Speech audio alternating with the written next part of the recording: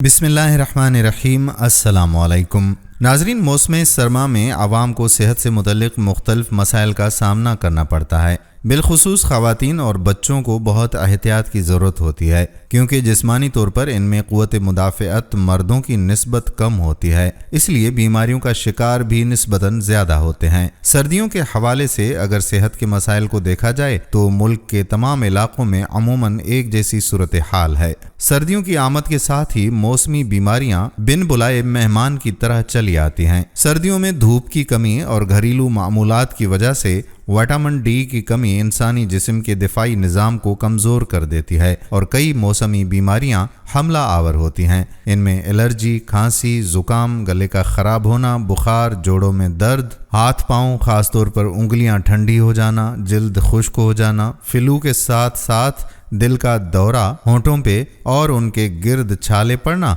और उल्टियां शामिल हैं। आज की इस वीडियो में हम सर्दियों में सेहत के मसाइल और उनके हल के लिए बात करेंगे।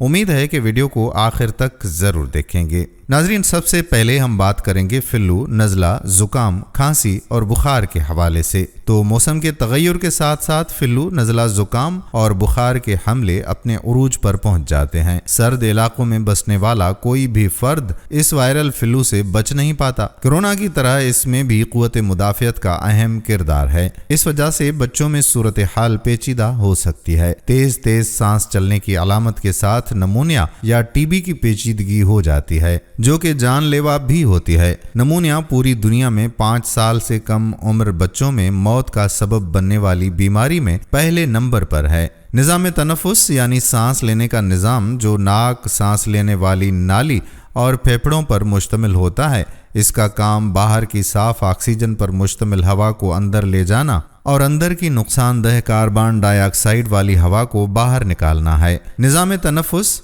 अपर रेस्पिरेटरी और लोअर रेस्पिरेटरी सिस्टम पर मुश्तमिल होता है। एलर्जी, नज़ला और ज़ुकाम की सूरत हाल में अमूमन निज़ाम तनफ़ुस का ऊपर वाला हिस्सा मुतासिर होता है, मगर वायरल या बैक्टीरियल इन्फेक्शन, नमूनिया, टीबी और दमा की सूरत में मरीज के फेफड़े भी मुतासिर हो जाते हैं। 25% बच्चों में ब्रोंकाइटिस का खतरा हो सकता है। इसके लिए हिफाजती इक़दाम भी आपको बताते हैं। तो आम अलामात की सूरत में बच्चे को बाकी बच्चों से दूर, साफ और हवादार कमरे में रखें, उसे गर्म कपड़े पहनाएं, खाने पीने को कुछ ना कुछ ज़रूर दें। इस दौरान माएँ अपने नौज़ायदा बच्चों को 6 माह तक अपना दूध ज़रूर पिलाएं और 6 माह से बड़े बच्चे को अपने दूध के साथ साथ ग़िज़ाइयत से भरपूर हल्की फुल्की खुराक शुरू कर दें। तेज़ बुखार की सूरत में नलके के पानी में पट्टियाँ भिगोकर रखें, साथ ही पेनाडाल या ब्रूफेन का शरबत दें। 12 साल से कम उम्र बच्चों में एस्प्रिन या डिस्प्रिन ना दें, क्योंकि ये जिगर और दिमाग को मुतासिर कर सकते हैं। सर्दियों में ज़्यादातर ये वायरल होता है। वायरल इन्फेक्शन में एंटीबायोटिक्स का कोई किरदार नहीं। अगर हिदायत पर अमल करने से बच्चे का बुखार कम ना हो और सांस में रुकावट बदस्तूर कायम रहे तो फिर करीबी मरकज़ सेहत में बच्चे का मुआयना ज़रूरी है। साथ ही हिफाजती टीकों का कोर्स मुकम्मल करें। नमूनिया से बचाव की वैक्सीन भी ईजाद हो चुकी है, ताहम तीसरी दुनिया के ममालिक में अभी तक मुकम्मल तौर पर शुरू नहीं की गई है। बड़े बच्चों और ख़वातीन के लिए इस हवाले से शहद, खजूर और मछली का तेल निज़ाम तनफ़ुस के हवाले से बेहतरीन ग़िज़ा है। खांसी और छींक का आना एक नेमत भी है। इससे फेफड़ों में या सांस की नाली में इन्फेक्शन या जमी हुई बलगम को साफ करने में मदद मिलती है और ये क़ुव्वत मुदाफ़अत का एक बेहतरीन निज़ाम भी है। इसलिए बाकी अलामात की गैर मौजूदगी में किसी दवा की ज़रूरत नहीं है। गर्म पानी और नमक के गरारे करने या फिर भाप लेने से खांसी दूर हो जाती है। अलबत्ता इन्फेक्शन की सूरत में बुखार भी हो जाता है, तब दवा की ज़रूरत होती है। इस तरह से ज़ुकाम या फ्लू में, जो कि ज़्यादातर वायरस की वजह से होता है, दवाइयों का कोई ख़ास किरदार नहीं होता।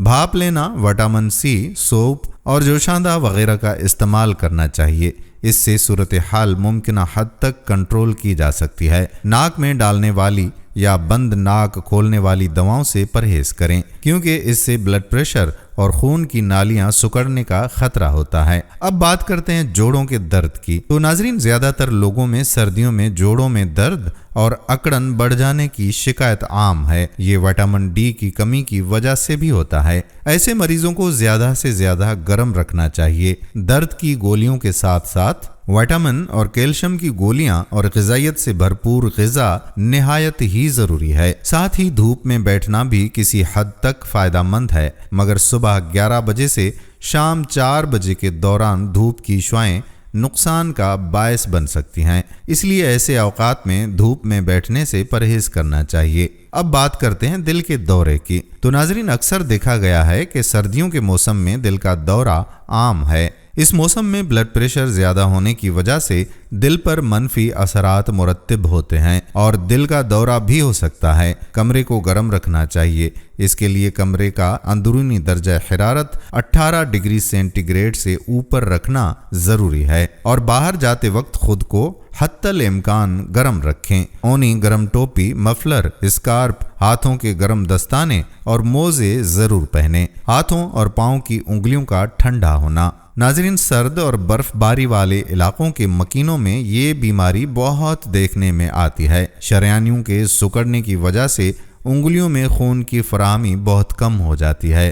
انگلیوں کی رنگت پہلے سفید، پھر نیلے اور آخر میں سرخ رنگ کی ہونے لگتی ہے۔ ساتھ ہی شدید درد بھی محسوس ہوتا ہے۔ اکثر برفانی علاقوں میں رہنے والے یا وہاں سخت ڈیوٹی کرنے والے سیکیورٹی اہلکاروں کی انگلیاں پگھل جاتی ہیں۔ ساتھ ہی جلد کے نیچے موجود خون کی رگیں ٹوٹ پھوٹ کا شکار ہو جاتی ہیں اور ہاتھوں اور پاؤں میں سرخی، خارش، چھالے اور سوزش ہوتی ہے۔ اس شکایت سے بچنے کے لیے گرم دستانے اور موزے مددگار ثابت ہو سکتے ہیں، اور ساتھ ہی تمباکو اور کیفین کا استعمال ترک کرنا چاہیے۔ ایگزیما اور زیروسس۔ ناظرین، سردیاں اور خشکی ایک دوسرے کے ساتھ لازم و ملزوم ہیں۔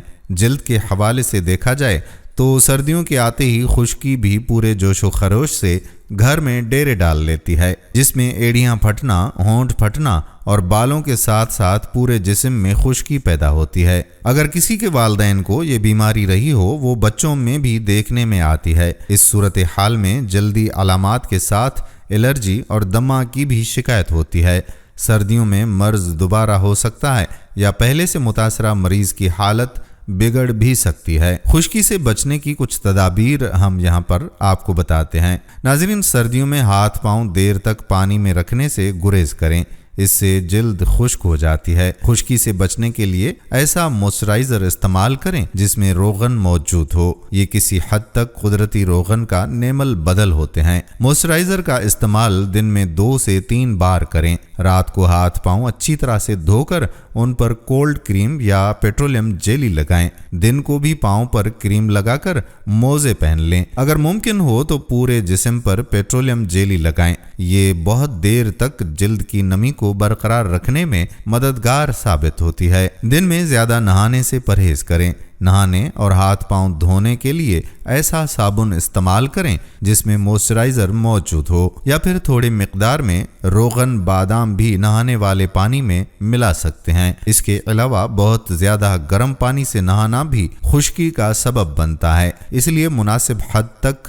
گرم پانی سے نہائیں۔ جسم کی نمی کو برقرار رکھنے کے لیے وقتاً فوقتاً بھاپ بھی لے لیا کریں۔ چہرہ دھونے کے لیے ایلو ویرا والے فیس واش استعمال کریں۔ سردیوں میں خشکی کی ایک بڑی وجہ پانی کم پینا بھی ہے، جس کے نتیجے میں ڈی ہائیڈریشن ہوتی ہے۔ اس لیے سردیوں میں بھی پانی زیادہ سے زیادہ پینا ضروری ہے۔ پانی کو ہلکا گرم کر کے پیا جا سکتا ہے۔ دیگر مشروبات جیسے کہ چائے، کافی اور مختلف قسم کے پھلوں کے تازہ جوس سے بھی یہ کمی دور کی جا سکتی ہے۔ جلد کی طرح سردیوں میں بال بھی خشکی کا شکار ہوتے ہیں۔ اس کے لیے سردیوں میں بالوں میں کم شیمپو استعمال کریں۔ ساتھ ہی بالوں کی غذائی ضروریات کو پورا کرنے کے لیے خوراک کے ساتھ ساتھ مختلف قسم کے تیل استعمال کرنے چاہیے، جن میں ناریل کا تیل، زیتون اور بادام کا تیل اہمیت رکھتے ہیں۔ یہ سب ملا کر بھی لگا سکتے ہیں۔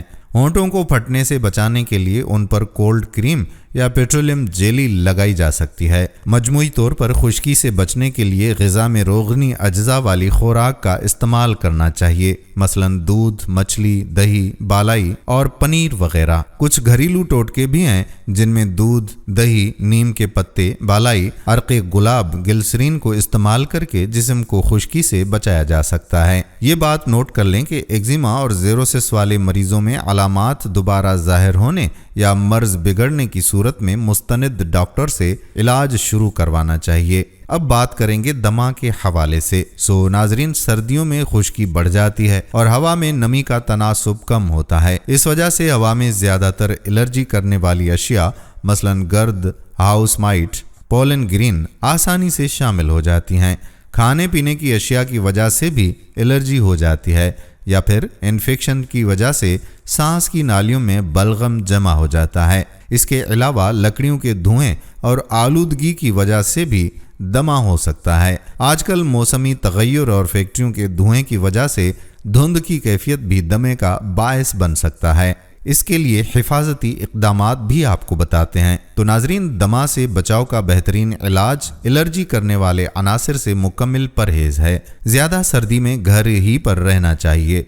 बाहर जाना इंतहाई ज़रूरी हो तो मास्क का इस्तेमाल या नाक और मुंह को स्कार्फ से ढांप लेना चाहिए। इसके साथ ही दमा के मरीज को दवा या पंप का इस्तेमाल जारी रखना चाहिए। तो दोस्तों, ये थी कुछ सर्दियों में सेहत के मसाइल और उनके हवाले से एक मालूमाती वीडियो। उम्मीद है कि वीडियो आपको पसंद ज़रूर आई होगी और अपने दोस्तों के साथ इसे शेयर भी करेंगे। अगर आपने अभी तक हमारा YouTube चैनल सब्सक्राइब नहीं किया तो चैनल को सब्सक्राइब करके बेल आइकॉन को प्रेस कर लीजिएगा ताकि सेहत से मुतल्लिक यहाँ पर जितनी भी वीडियोस अपलोड हुआ करती हैं उनका नोटिफिकेशन आपको बआसानी मिल सके। आने वाली वीडियो तक हमें इजाज़त दीजिए।